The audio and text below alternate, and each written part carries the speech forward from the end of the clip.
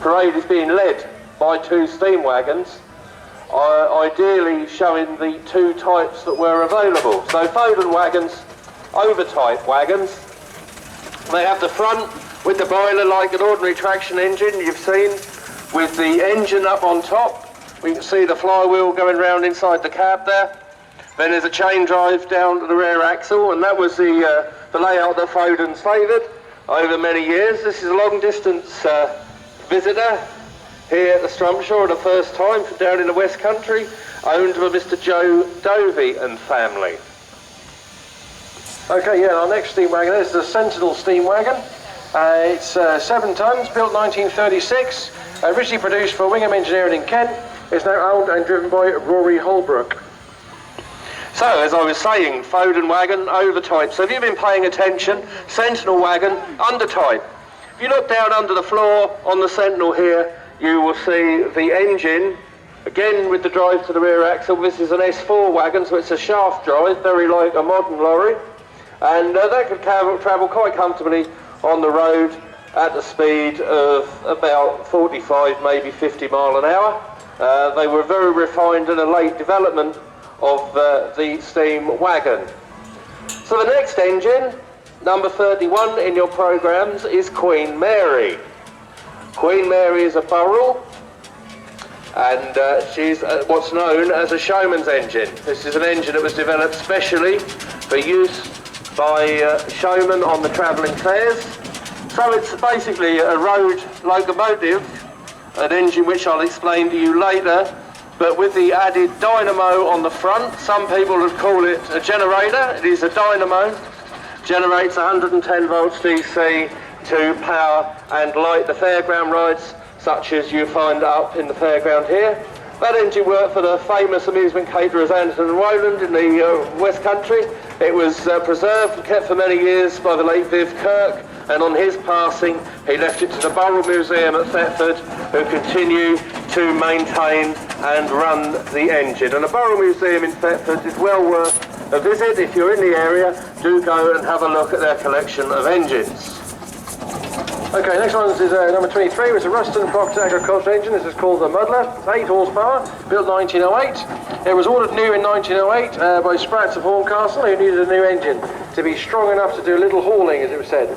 Spratts specified an 8-horse engine with an optional extras of springing, belly tanks and canopy. During World War I, the engine was used for the duration of the war and by the War Department for activities including the haulage of construction materials of RAF Cranwell. 1921, following a substantial rebuild, Ruston Horsby, and costing the War Department £620, the engine was sold to Herbert Epton of Boston for threshing. 1950, the engine passed to Harold Toyne of Lincolnshire for preservation, and he named the engine the Muddler.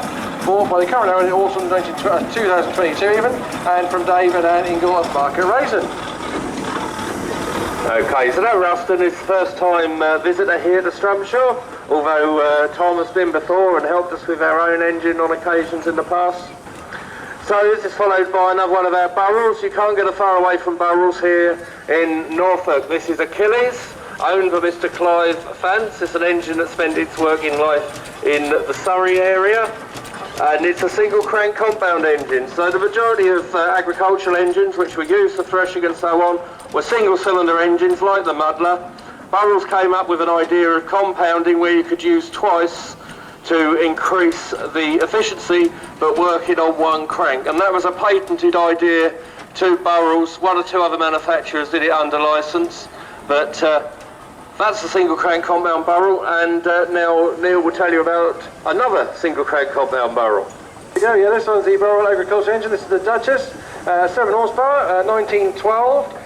Supplied new to Saxton and Newman Squire Rhythm Hall in 1938, went to Arthur Bird, contractor of Great Hockham. Norfolk, passed through several owners until purchased and dismantled by stableman Norman Millard of Fulham Market in 2006, substantially with the help of Mervyn Mays and his team at Yaxham. Extensively restored and returned to operational order, purchased by the present owner in 2017, and the first time it's been outside Norfolk, and owned by Mrs. Carolina Haylock. So there we are, and that's in the hands of Phil Starling and my father, who of course is engineless at the moment, so he's filling in on that one. This is followed by Mr. Maynard's very shiny Burrell Queen Mary, another Queen Mary. And as I'm boring on about Burrells, and I've told you about single cylinders and single crank compounds, it's quite useful that this is a double crank compound, so it's another engine that uses the steam twice, but in this case there are two cranks on the flywheel, which does produce a more conventional and a smoother running engine. And that's an engine that was owned for many years by the Rudd family near Kings Lynn. Okay, next one is a Marshall Agricultural, another 7 horsepower, built in 1909, this one. It's the engine left at the Britannia Ironworks in Gainsborough on the 26th of August 1909 and was sold through George Thurlow & Sons Limited of Stowmarket to Charles Kendall of Dunnington near York for £395. The engine was commandeered during World War I and probably used for baling hay for all the horses that had been sent to France. In 1917 it was purchased by John Henton of Hopwas near Tamworth, Staffordshire, where it spent the rest of its working life. In 1961 it was purchased for preservation by David Dean. It remained in his ownership for an astonishing 61 years, until his death in August 22, and ownership has now passed to his daughter and is owned by Mrs. M. Cannings. So there we are, the Marshall, a very popular thrashing engine, Marshalls, and as we said, David Dean sadly passed away, but it's nice his engine is here in his memory. And this is followed by Mr. Ayres with his new acquisition. See these engine owners, they start off like small children with a tricycle. Neil's no exception, he had an Evelyn roller, he's still got an Evelyn roller. Then he's now gone up to the four-wheeler. If anybody wants a nice 8-ton compound Evelyn roller, have a word with Neil. Neil bought this engine from David Philpott, who was, I think, the engine's only preservation owner. The engine spent its working life in Bedfordshire, and again, that's another engine that would have been used for threshing, baling, wood sawing or anything on the farm. Okay, next one's a Burrell C-Class SCC traction engine. This is called Old Chap. 8 horsepower, built 1891. Single drive, spring mounted, officially dispatched on the 21st of January 1891.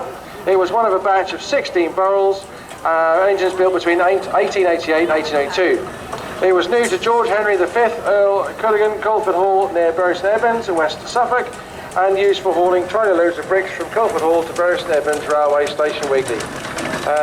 During the late 50s it was sold to Michael and John Bryant, Pakenham Mill, Suffolk. In 63-64 it was sold again. Middlesex was moved on to Rockland in Norfolk in 1989 and was bought by the present owner Alan Hines in November 22. There's lots of information here. If you've got one of these programmes, give it all a read through. It's very much to go through all at once here, so yeah, thank you. Okay, a lovely old Burrell there, and you know sometimes an engine driver just looks at home on an engine. I think Alan looks very much at home on that lovely old Burrell. Now we have a Wallace by means of contrast. This is Faith, built in Basingstoke and owned by Mr. Natal Taylor, who tells me this morning this engine's never missed a Strumpshaw rally. He's always here.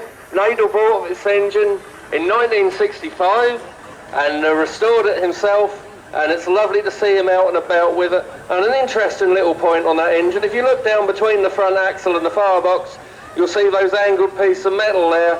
They're spuds or clips. You put them on the back wheels so you can get grip in wet conditions.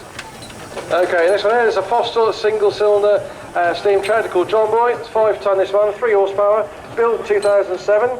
A new build Foster #1 steam tractor built to Foster original drawings of the 1904 model. And it's been built by David Sheldon of Dawson Brothers, Bicker, Lincolnshire, and owned and driven by Ian Gilder. So there, that's a steam tractor.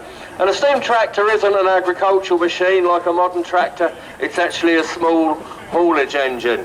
So this is followed by a rare and unusual engine, this one with a rare and unusual driver. This is the Fowl number 108, known as Percy. Fowl were an engineering works in St Ives in Huntingdonshire, and they produced roughly an engine a year between the late 1800s and 1920s. And they actually started their career, the Fowls, as draftsmen at Burrells, so that's almost a Burrell. This engine worked in Cambridgeshire. It was then purchased for preservation by the late Bob Pumphrey, who sold it to Gordon Wells, and Gordon restored it and rallied it in the early 70s. It's been owned by our rally organiser Stuart Hines now for a few years and driven by Norman Last. Okay, another one here is number 26, which is a Burrell STC Devonshire Road locomotive, 6 horsepower, built 1899. It was brought back from Australia in 2007 and has now been restored to its present condition. And it's owned and driven by Michael Plum. So yeah, not all the engines that were built in England, of course, worked in England, and that's an example of an engine that spent its life overseas. But it's got all the usual things you'd expect to see on a road engine: nice set of rubber tyres and sprung suspension and belly tanks. And that's followed by Pete Coleman with his very shiny Marshall known as the Hermit. This is an engine that worked for Devon County Council, and I think he's been out and about with the polish bright and early.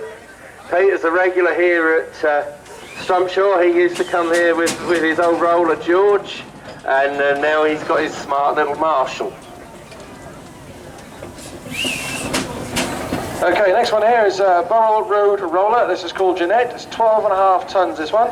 It's built 1912, and it was new to Isaac Ball Contractors of Ords, Lancashire, where he spent most of his working life, and in preservation by early 70s. It's owned and driven by Roger Adams. So there we are, it's Roger. An engine that worked for Isaac Ball, and they had a big fleet of engines, and distinctive feature on them was the long cab and the big toolbox, or wine cabinet if you like, in the back there. So that was a Burrell roller. But now we come to Aveling rollers. Now Aveling and Porter, they built more rollers than all the other manufacturers combined, and it wasn't unheard of for a local authority or a council to buy 10 or a dozen of these. This particular one, James, is an 8-ton roller, built in 1914. She was new to George Porter of Clapton in London. Been owned by the Mack family since 1967, and it's lovely to see it here.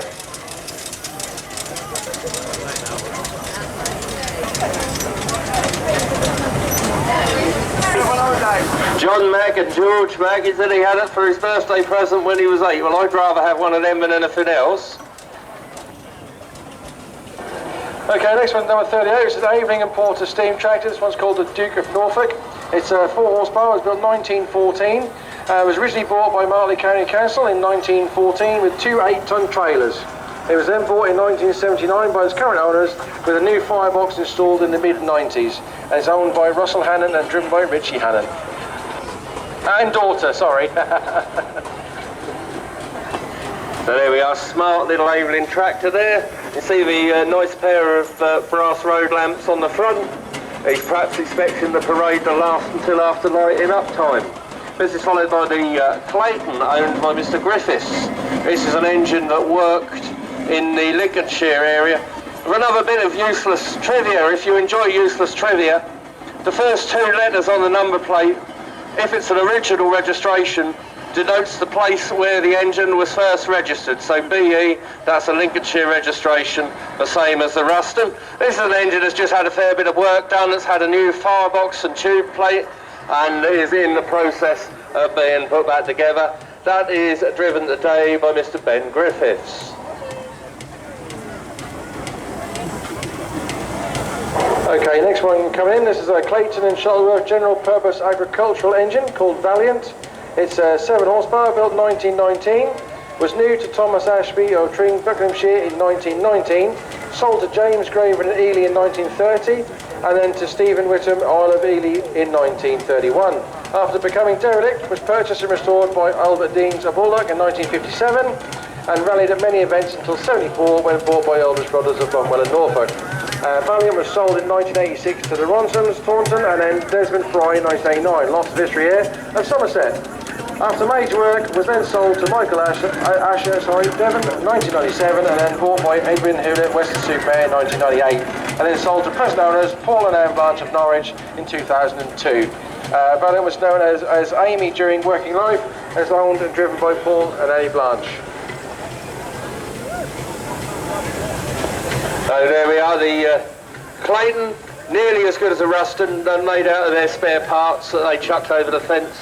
There's an engine that's just had a hydraulic test, and that entails taking the boiler lagging off. Like the last engine in front, you could see the boiler shell and pump it up with cold water to make sure that nothing drips. And that's steered today by Elijah Joshua Josiah Bell, PhD. And that's followed by Rodney. Rodney's an unusual roller. with an unusual driver. It's a Wallace and Stevens, new to Basingstoke Rural Council, so it didn't have to go very far.